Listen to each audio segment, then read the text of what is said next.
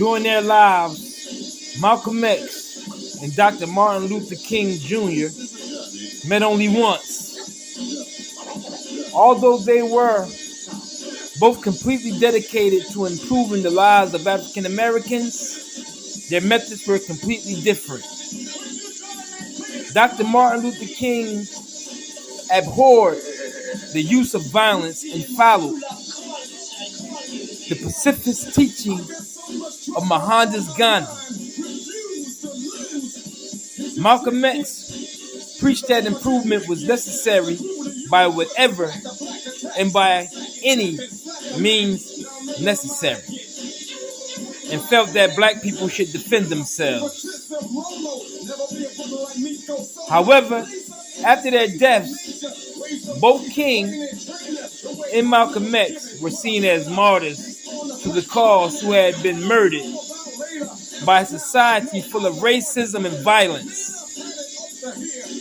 This excerpt from Malcolm X, the assassination, is taken from a press conference given by Martin Luther King Jr. on Malcolm X's assassination on February 24th, 1965.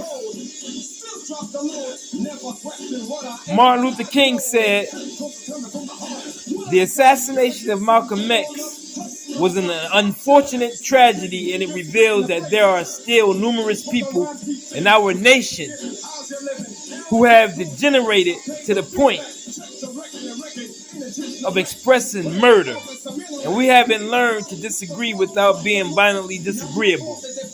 I think one must understand that in condemning the philosophy of Malcolm X, which I did constantly, that he was a victim of the despair that came into being as a result of a society that gives so many Negroes the nagging sense of nobodiness.